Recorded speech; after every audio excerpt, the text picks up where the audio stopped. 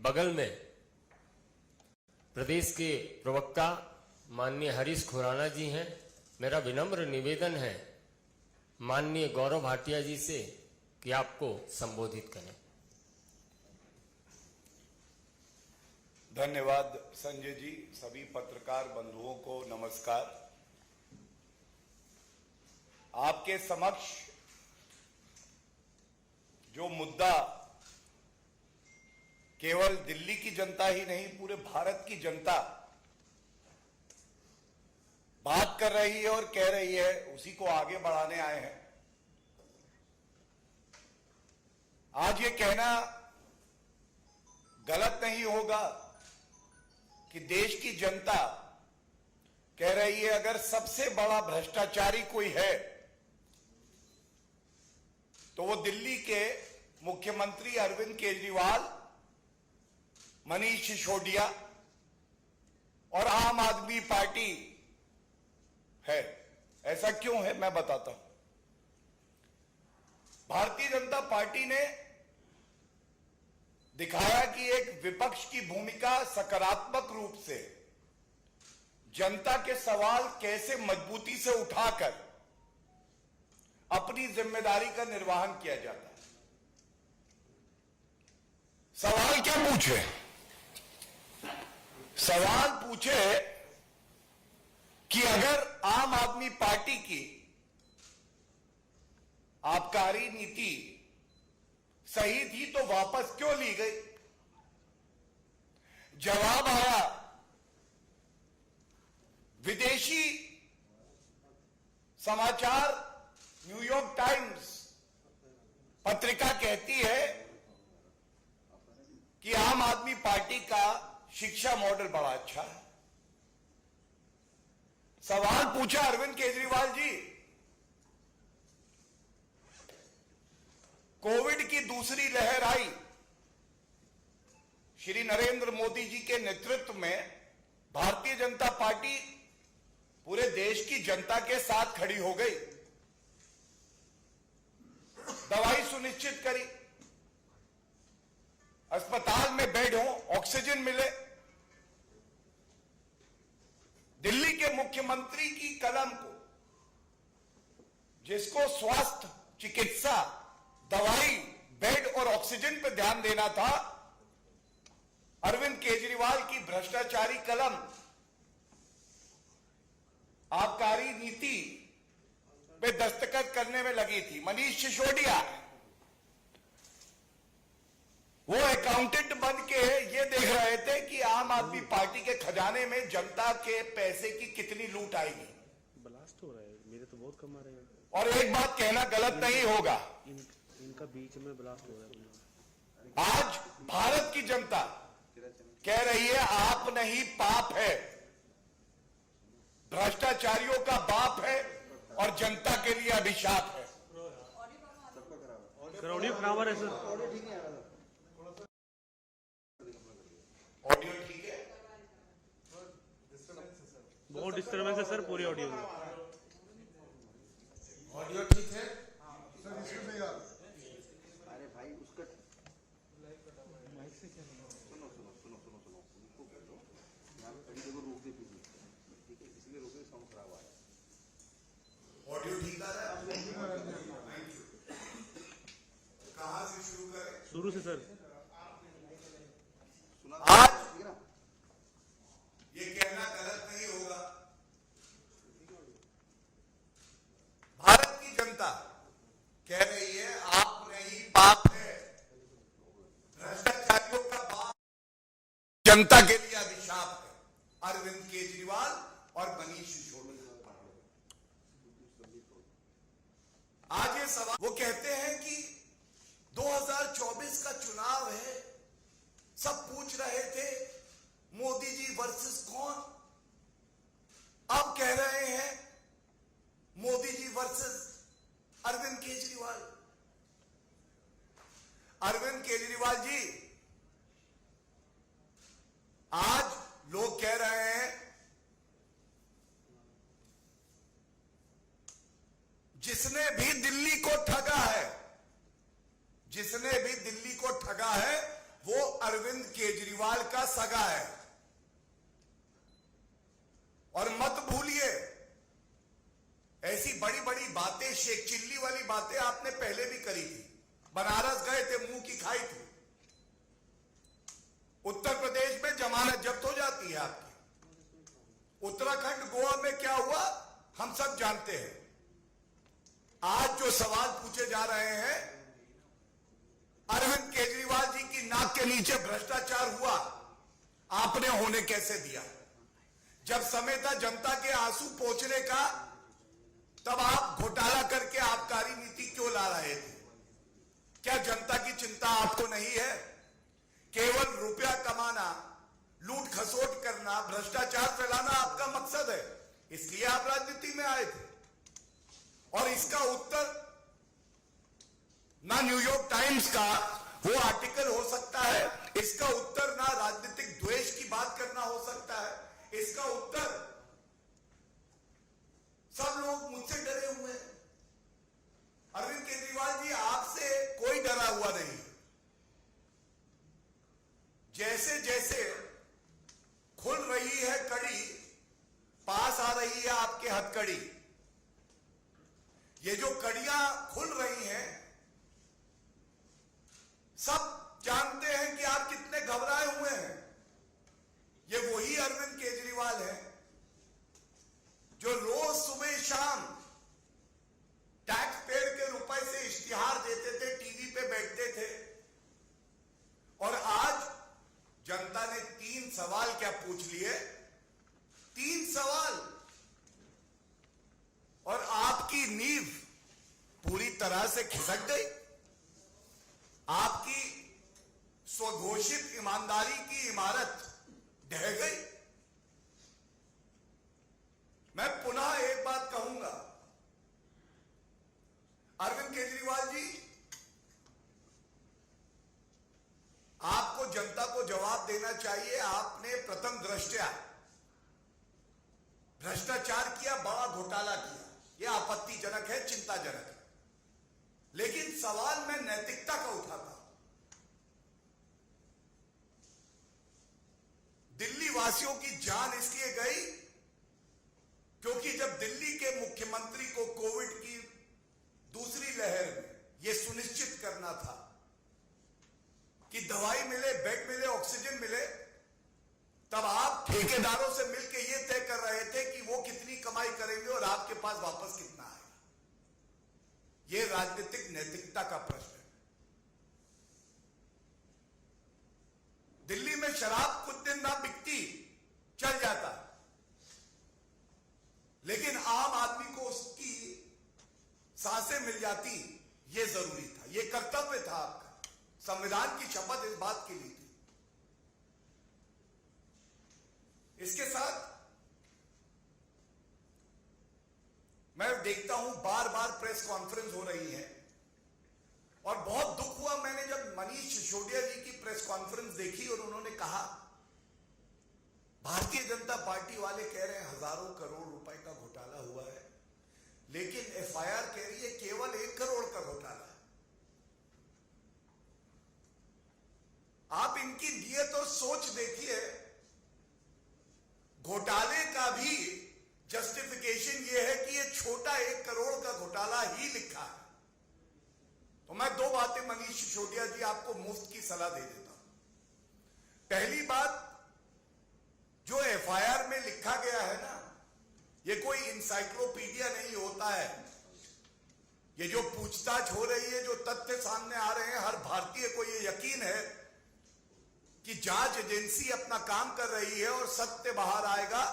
और मैंने कहा ना, जैसे जैसे जुड़ेगी कड़ी, वैसे वैसे पास आएगी हथकड़ी। और दूसरी बात, घोटाला 1 रुपए का हो या 1000 करोड़ का हो, सवाल आज आपकी ईमानदारी का है। आपने जनता के पैसे से अपनी तिजोरी क्यों भरी? जब आप ये कहते हैं कि 1 करोड़ का केवल घोटाला लिखा है सीबीआई की एफआईआर में, तो आप कहीं ना कहीं ये कह रहे हैं घोटाला तो हुआ, उतना बड़ा नहीं हुआ जितना भारतीय जनता पार्टी कह रही है।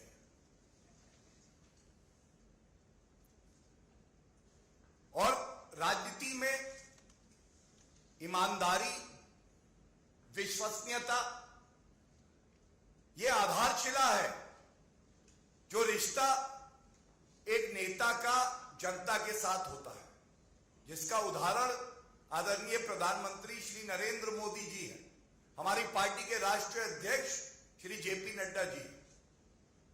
आपने उस विश्वसनीयता को तोड़ा है, इसलिए यह सवाल पूछे जा रहे हैं। और इस मंच का सदुपयोग करते हुए आदित्य गुप्ता जी भी यहां हैं, संजय जी भी यहां पे हैं, हरीश जी भी हैं, मैं चुनौती देता हूं अरविंद केजरीवाल जी, अगर आप में थोड़ी सी नैतिकता बची है, 24 घंटे के अंदर,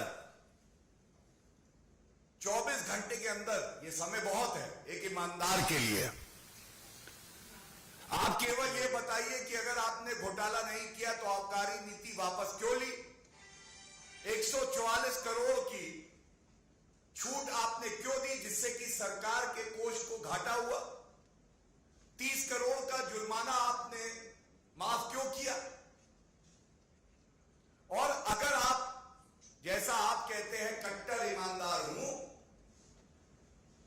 और यह राजनीतिक द्वेष का मामला है, न्यायालय जाइए, न्यूयॉर्क टाइम्स नहीं, न्यायालय जाइए, मामला रद्द कराइए। हम भी सराहेंगे कि हमने जो आरोप लगाए उनमें सत्यता नहीं थी, यह मामला हम में है।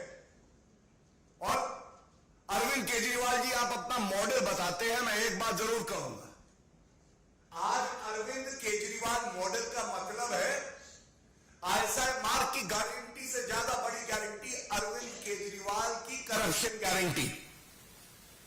अरविंद केजरीवाल की करप्शन गारंटी, आया हूं तो कुछ तो घोटाला करके जाऊंगा। 2 प्रदेशों में सरकार, 2 स्वास्थ्य मंत्री, दोनों भ्रष्टाचारी, दोनों भ्रष्टाचार के आरोप में जेल गए। 100% करप्शन। और ये चाहते हैं जनता इनको मौका दे, जनता इंतजार कर रही है। आप जनता के बीच में जाइए, आपका सुपड़ा साफ हो जाएगा, पैरों के नीचे आपके जमीन नहीं है। गजब यह है, फिर भी आपको यकीन नहीं। और इस बात पे, इनके दोहरे मापदंड को उजागर करके मैं अपनी बात को खत्म करूंगा। यही अरविंद केजरीवाल, पंजाब के स्वास्थ्य मंत्री की शिकायत आती है, कहते हैं हमारे पास शिकायत आई है, और शिकायत आई है तो मैंने तुरंत स्वास्थ्य मंत्री को हटा दिया। सतेंद्र जैन, जिसको आपने कट्टर ईमानदार कहा था, वो 3 महीने से जेल में है, 3 महीने से। और आज ये कहना गलत नहीं होगा कि कट्टर बेईमान अगर कोई है तो वो आम आदमी पार्टी के अरविंद केजरीवाल, सतेंद्र जैन और मनीष सिसोदिया है। और अगर पंजाब का स्वास्थ्य मंत्री आपने हटाया ये कह के कि शिकायत आई है, सतेंद्र जैन को आज तक क्यों नहीं हटाया? मनीष सिसोदिया, जो आज सीबीआई की जांच चल रही है, तो वो इस्तीफा क्यों नहीं दे रहे? ये दिखाता है ये घोटाला जो है ये रुकता नहीं केवल मनीष सिसोदिया उर्फ एक्यूज्ड नंबर 1 पर, यह घोटाला जाता है भ्रष्टाचारी नंबर 1 अरविंद केजरीवाल के दरवाजे तक। और सीबीआई हो या कोई भी जांच एजेंसी, ये टीवी पे आकर दलील देना बंद करिए। एक बात जान लीजिए, कोई भ्रष्टाचारी होगा तो बख्शा नहीं जाएगा। कानून से ऊपर कोई नहीं है, और अरविंद केजरीवाल जी, आप भी कानून से ऊपर नहीं है। गलत अगर किया है तो अब आपके दिन जो बचे हैं वो गिनती के बचे हैं। धन्यवाद। होगा माननीय आदेश गुप्ता जी से कि आपको संबोधित करें। धन्यवाद संजय जी। सभी पत्रकार मित्रों को मेरा नमस्कार। आजाद भारत में, स्वतंत्र भारत में पहली बार ये देखा गया है कि वही शिक्षा मंत्री हैं और वही शराब मंत्री हैं। शिक्षा मंत्री भी वही है, शराब मंत्री भी वही हैं। और अभी गौरव जी बता रहे थे कि नई आबकारी नीति लाए, तो मैं बता देना चाहता हूं ये नई आबकारी नीति नहीं है, ये पापकारी नीति है, ये भ्रष्टाचारी नीति है, ये विनाशकारी नीति है, ये अत्याचारी नीति है, ये अनाचारी नीति है। ये दिल्ली में अरविंद केजरीवाल जो आबकारी नीति लाए हैं वो दिल्ली के लिए विनाशकारी नीति साबित हुई है, दिल्ली के लिए पापकारी नीति साबित हुई है, दिल्ली के लिए भ्रष्टाचारी नीति साबित हुई है। और मैं आज ये कहना चाहता हूं, जब से लुकआउट नोटिस जारी हुआ है, दिल्ली के उप मुख्यमंत्री मनीष सिसोदिया कह रहे हम तो दिल्ली में ही हैं। अरे सिसोदिया जी, आपको पता नहीं लुकआउट नोटिस किसको जारी किया जाता है? अगर पता नहीं तो इसको भी पता कर लें। ये साफ लिखा है, दरअसल लुकआउट सर्कुलर, लुकआउट नोटिस भी कहा जाता है। ये एक सर्कुलर होता है जिसे एजेंसी के अधिकारियों द्वारा ये सुनिश्चित करने के लिए जारी किया जाता है कि आपराधिक मामले, आपराधिक क्रिमिनल कॉन्स्पिरेसी में जो नामित शख्स है वो देश छोड़कर भाग ना जाए। इसका सीधा अर्थ है circular note, lookout circular, lookout notice Sisodia ji उनको जारी होता है जिन्होंने क्रिमिनल कॉन्स्पिरेसी की है, जिन्होंने भ्रष्टाचार किया है, जिन्होंने दिल्ली को ठगा है, जिन्होंने दिल्ली की माता बहनों परिवारों को उजाड़ा है, जिन्होंने दिल्ली के अंदर युवाओं को शराब के नशे में ढकेला है। ऐसे लोगों को लुकआउट नोटिस जारी किया जाता है। सिसोदिया जी, ऐसे लोगों को ग्रीटिंग कार्ड नहीं दिए जाते। आप सोच रहे ग्रीटिंग कार्ड मिलेगा? आपने दिल्ली के अंदर रिहायशी इलाकों में ठेके खुलवा दिए, शराब माफिया को 144 करोड़ माफ कर दिए, 30 करोड़ माफ कर दिए, उनका कमीशन हजारों करोड़ बढ़ा दिया, 2.5% से 12% कर दिया, और आप ये कह रहे कि आपको लुकआउट नोटिस नहीं, आपको ग्रीटिंग कार्ड मिलना चाहिए। अरे अरविंद केजरीवाल जी, मैं बताना चाहता हूं, अरविंद केजरीवाल, यही अरविंद केजरीवाल है। देखिए स्वराज पुस्तक है, और इस स्वराज पुस्तक में, इस पुस्तक का लेखक अरविंद केजरीवाल है। ये लिखा है, ये किताब व्यवस्था परिवर्तन और भ्रष्टाचार के खिलाफ। और देखिए इसी स्वराज पुस्तक के एक पेज में लिखा है कि अगर कोई शराब की दुकान खोलने के लिए आएगा तो हम उसको मंजूरी नहीं देंगे। अगर किसी भी रिहायशी इलाके में कहीं शराब का नया ठेका खोला जाएगा तो उससे पहले महिला संगठन और वहां के लोगों से बातचीत करेंगे। लेकिन ये केजरीवाल जो 7 साल पहले स्वराज पुस्तक में लिखते हैं, जो 1 साल पहले विधानसभा में कह रहे हैं कि भ्रष्टाचारी करने वाले देश के गद्दार हैं, तो अरविंद केजरीवाल जी, ये वक्त आ गया है कि भ्रष्टाचारी जो गद्दार हैं देश के, उन गद्दारों को अपने मंत्रिमंडल से बाहर का रास्ता दिखाइए। आम आदमी पार्टी से बाहर का रास्ता दिखाइए भ्रष्टाचारियों को। जो गद्दार है, ये देश के गद्दार जिसको आप खुद कह रहे हैं, उनको बाहर का रास्ता दिखाइए। पूरी उम्मीद है कि आप इस पर कोई सुनवाई नहीं करेंगे। क्यों नहीं करेंगे? क्योंकि आपके भी हाथ पूरी तरह उसमें रंगे हुए भ्रष्टाचार में, भ्रष्टाचार के में दलदल में आप भी फंसे हुए हैं। किंगपिन है आप, सरगना है अरविंद केजरीवाल इस पूरी भ्रष्टाचार, शराब के लिए जो भ्रष्टाचार किया दिल्ली के अंदर, जो शराब माफियाओं के सहयोग, उनके साथ नरम बर्ताव किया है और उनको तमाम रियायतें दी हैं। यही सिसोदिया जी कह रहे थे कि हम तो शराब की नई नीति इसलिए लाए हैं कि इससे हम शराब का इक्वल डिस्ट्रीब्यूशन करेंगे, लेकिन अफसोस के साथ कहना पड़ रहा है कि ये जो भ्रष्टाचारी लोग हैं, जब इनका पोल खुल गई है तो अब ये दूसरी दूसरी दलीलें दे रहे हैं, दूसरी दूसरी बातें कर रहे हैं। अरे मैं कहना चाहता हूं, तुम इधर उधर की बात मत करो, ये बताइए कि दिल्ली के राजस्व में डकैती डालने का, दिल्ली के राजस्व में चोरी करने का काम क्यों किया? ये पाप दिल्ली के लोगों की जो टैक्स की कमाई है, उस टैक्स की कमाई को शराब के माफियाओं को क्यों लुटाया गया? इसका जवाब जानना चाहती है दिल्ली की जनता, देश की जनता। इसलिए इस तरह की बातें करके गुमराह मत करो।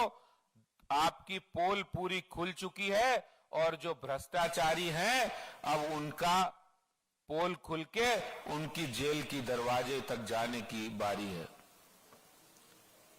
तो इसलिए जो जवाब आज भारतीय जनता पार्टी मांग रही है, जो जवाब दिल्ली की जनता मांग रही है, तुम इधर उधर की बातें मत करो, वो जवाब दीजिए कि आखिर शराब माफिया को आपने करोड़ों रुपए का फायदा क्यों पहुंचाया। बहुत बहुत धन्यवाद। मित्रों, एक एक करके हम प्रश्न लेंगे।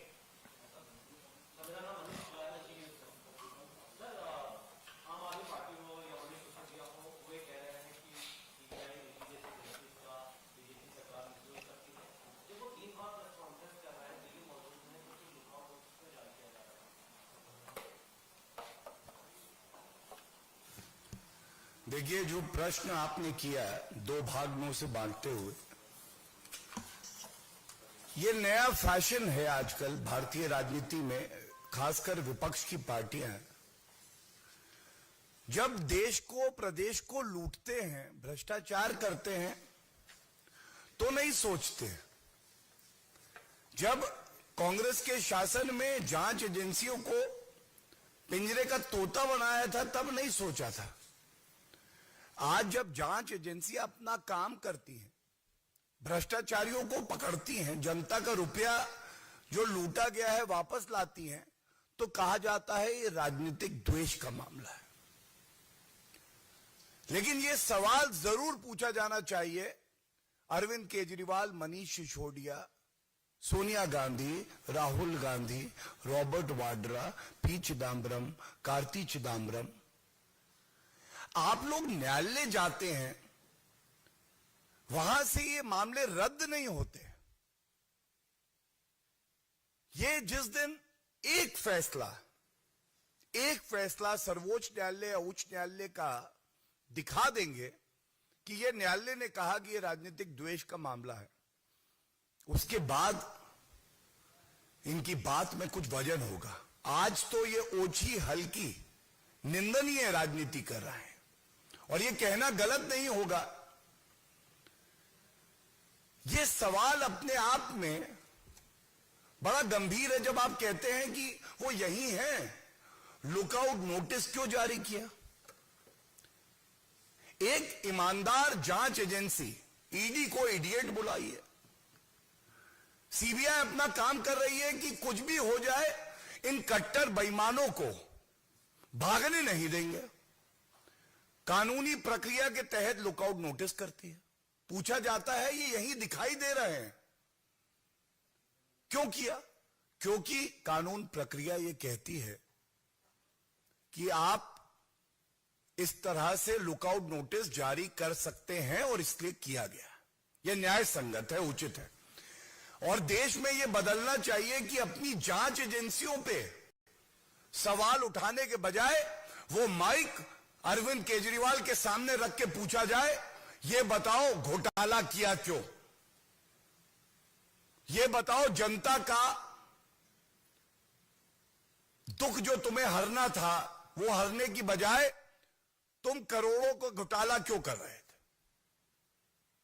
कुंदन, दो सवाल है छोटे छोटे। एक तो आम आदमी पार्टी लगातार प्रेस कॉन्फ्रेंस करके कह रही है कि जब मनीष सिसोदिया, अरविंद केजरीवाल वो गुजरात के दौरे पे शिक्षा और हेल्थ की गारंटी दे रहे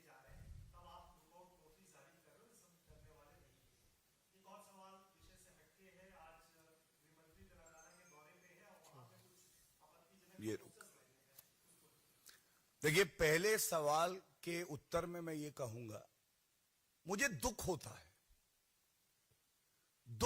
है कि आम आदमी पार्टी के सर्वोच्च नेता अरविंद केजरीवाल और मनीष सिसोदिया जी का विवेक देखिए हर लिया गया। आपने घोटाला किया, भ्रष्टाचार किया, जांच एजेंसी अपना काम कर रही है। आप कह रहे हैं कि इन प्रदेशों में चुनाव आने वाले हैं। अगर कोई भ्रष्टाचार करेगा और कोई विधानसभा के चुनाव आने वाले होंगे तो जांच एजेंसी हाथ पे हाथ रख के बैठ जाए। अब चुनाव है, हम कार्रवाई नहीं करेंगे। ये कौन सा कानून है? किसी और देश के कानून से चल रहे हैं क्या अरविंद केजरीवाल? और जहां तक जनता की बात है ना, खुद को सर्टिफिकेट देना ईमानदारी का, कट्टर ईमानदार। मैं बड़ा चेहरा बन के आज भारत में एक बड़ा नेता हूं। जो शख्सियत और व्यक्तित्व बड़ा होता है, जिसको जनता का आशीर्वाद मिला होता है, वो खुद को सर्टिफिकेट नहीं दिया करता है। उसकी पहचान, उसकी ईमानदारी, उसका काम बोलता है।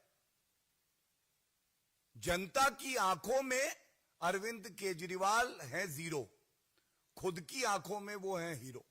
इसका कोई इलाज नहीं है। Shailendra, DD news. और हमको लगता है अब लास्ट सवाल, क्योंकि लगातार फिर 2 बजे हम प्रदेश कार्यालय में भी बैठने वाले हैं, आपके सारे सवालों का उत्तर देंगे। तो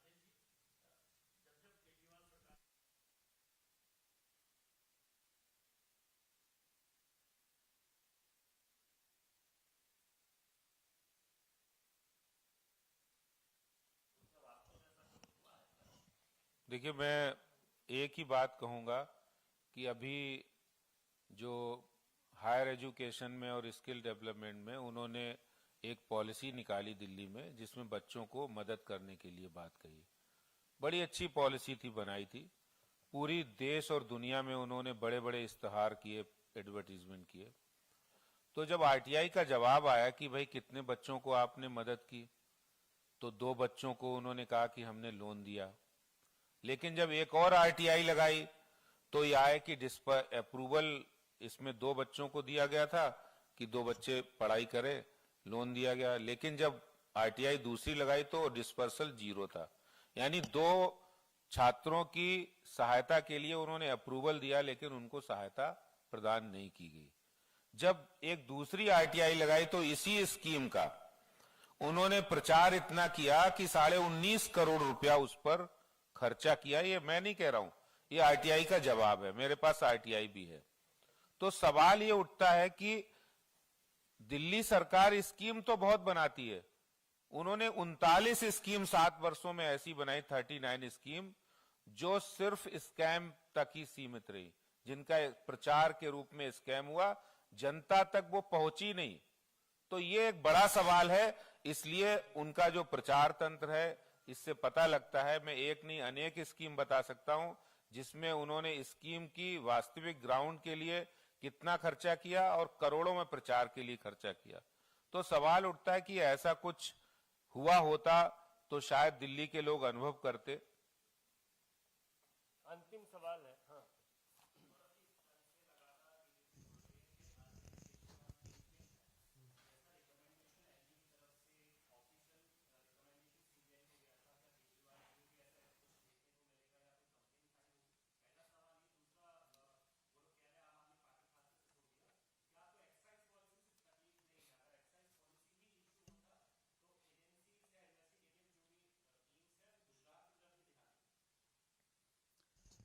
देखिए, सबसे पहले तो सिद्धांत के तौर पे मैं एक बात करूंगा।